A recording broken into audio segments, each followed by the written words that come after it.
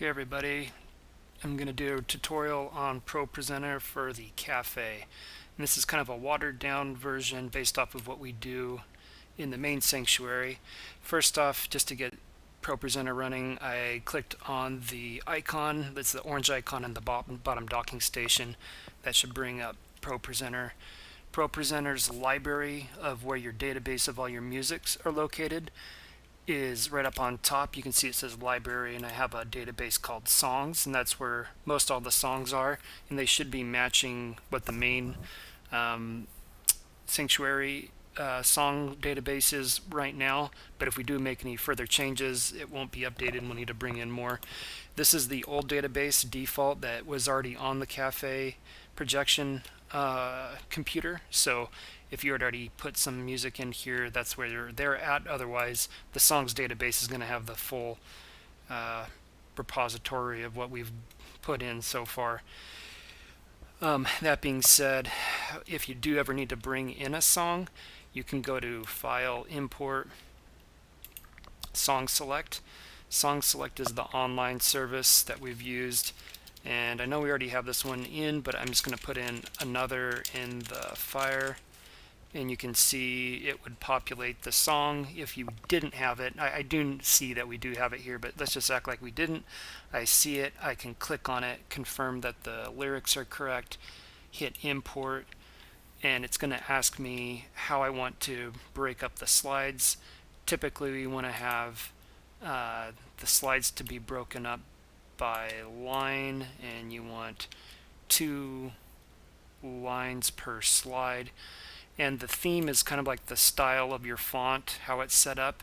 So I would typically do Calvary 2 lines centered, and that is going to give you the white background and the font format, everything the way we're used to. And it's going to import to the songs database, which is where we have most of them.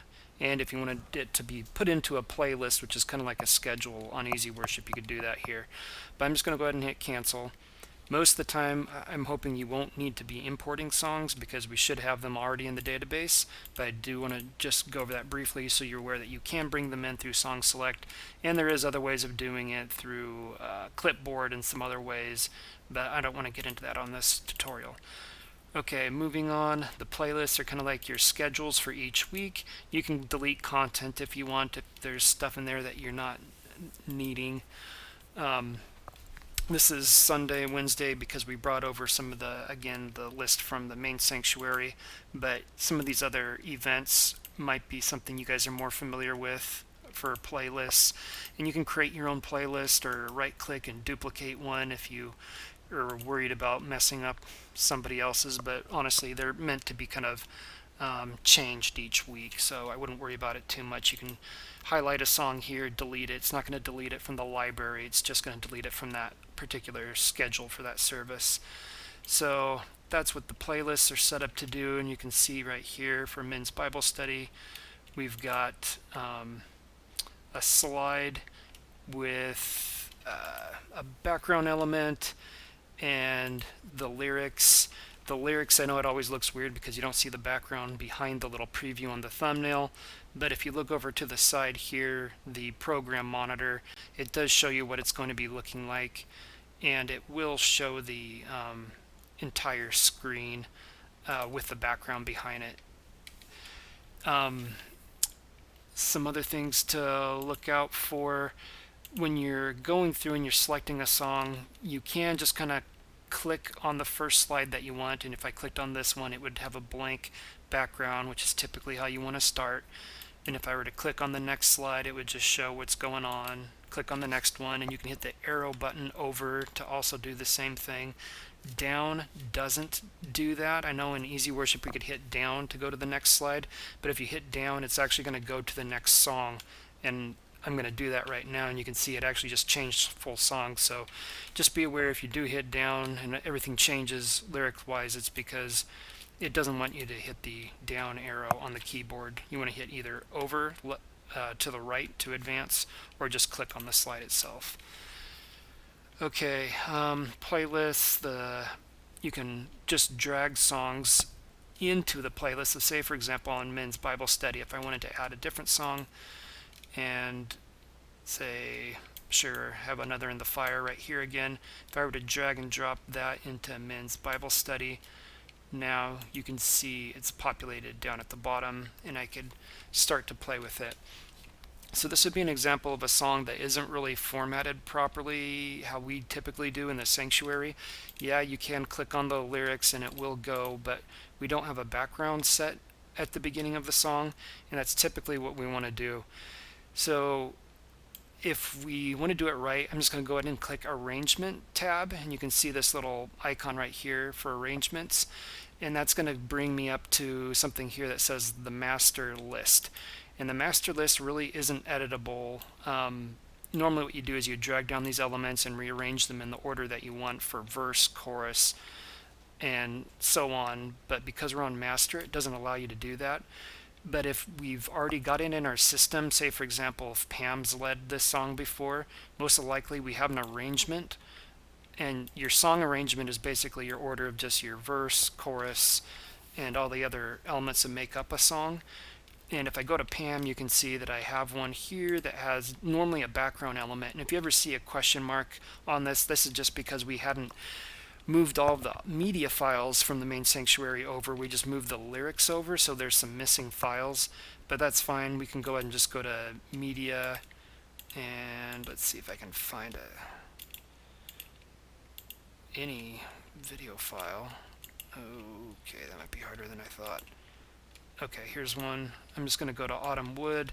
I'm just going to grab a JPEG image and drag it in there, and then I've got a background element. And just in case that wasn't clear, this is the media tab in the bottom left corner, and this is typically where you have all of your media files.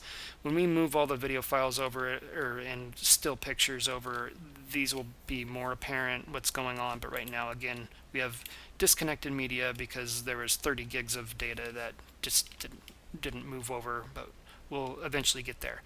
But in the meantime, if you do grab a video or a picture or something in, you can just drag and drop on the first slide and you should be good to go.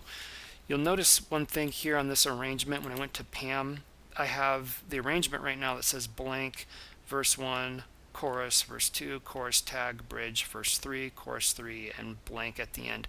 We typically start with a blank slide. That's kind of like your clear slide. And you end with a blank slide, and that's also another clear slide, and that's where we typically have our copyright information pop up. You can clear on your own manually without going to one of these slides. Oops, I just went to the wrong song. Let me click back on another in the fire. So say for example I was on a slide like this and I wanted to clear it out. If I do clear out, it's going to clear all. It's going to clear out the lyrics and the background. So if you wanted to go to black, then that's fine.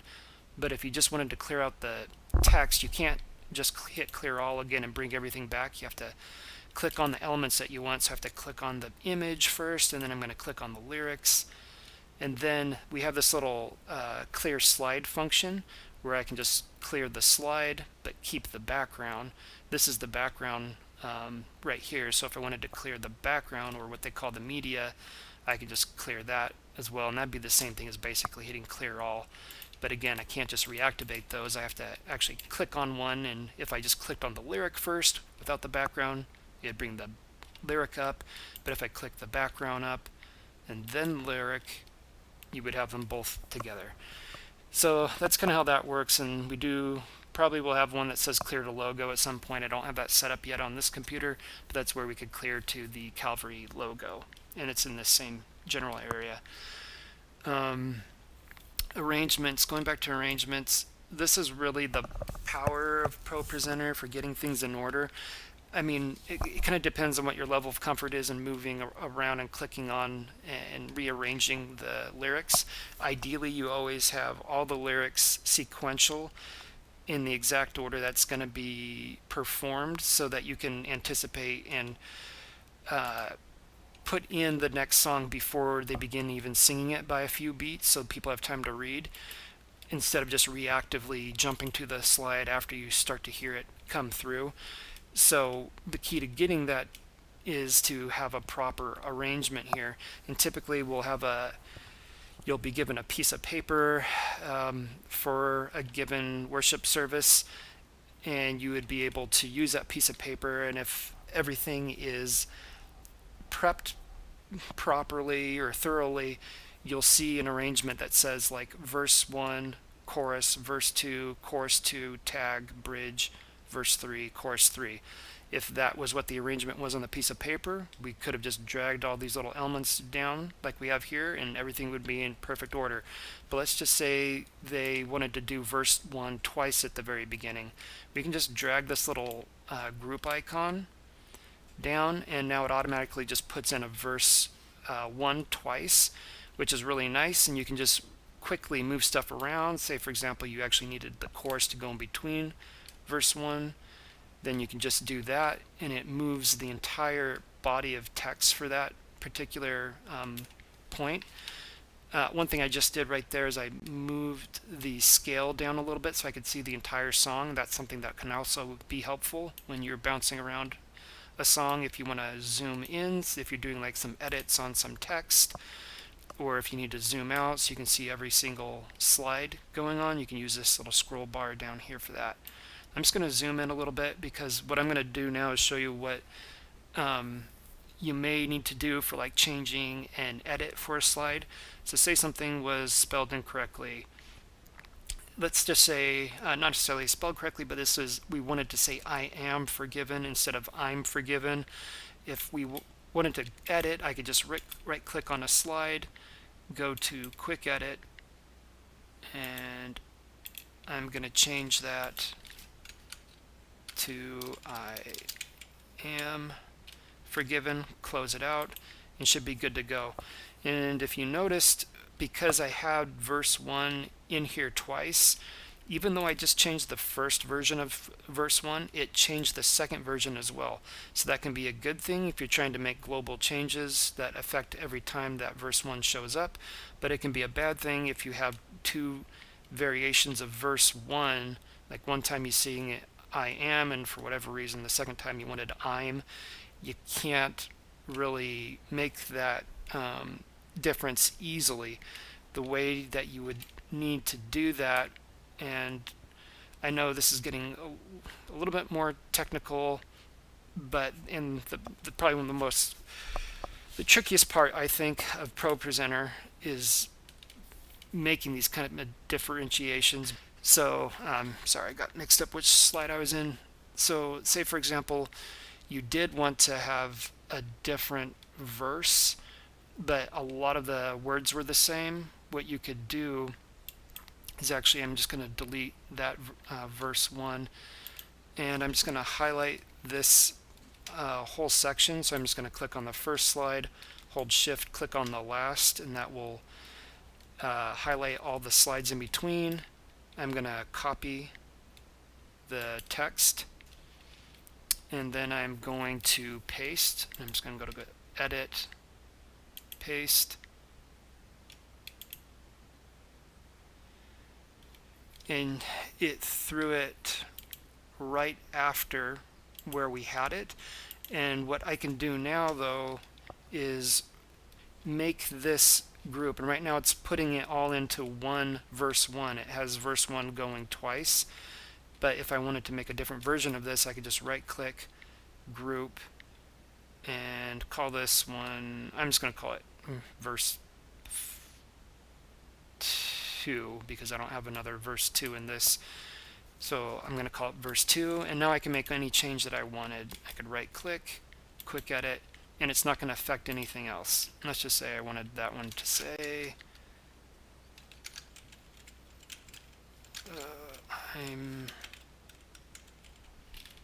I'm forgiven, close out. And now you can see the first time through I am forgiven, the second time through I'm forgiven. Hopefully this is, you don't have to do this too often because it is a little bit tricky, but I did want to mention it because it is one of the trickier things, but it is important to know how to do. Okay, one final thing that I just want to go over for today is the themes. Right now we do have that white background on it. If you do come across a song that for whatever reason doesn't have the right theme, all you need to do is highlight on the song just by clicking on it, And then up here there's a theme tab, and we have Calvary 2 line. Just basically click that and you'll notice the song will automatically populate to the proper theme. This one didn't change because it was already set properly, but that's just a quick way to set your music. There are some other troubleshooting things that we might need to go over regarding the screens if they're not showing up, but just note if you go to the screens, configure screens, on your computer right now it says it's disconnected Samsung because I'm remoting in, the Samsung isn't turned on. It should say Samsung on the output and it shouldn't say disconnected. So if you're having problems seeing anything up on the monitors, that might be because this isn't set properly, or because your system preferences, if I go to system pref and then if I go to display, you want to make sure that you're set to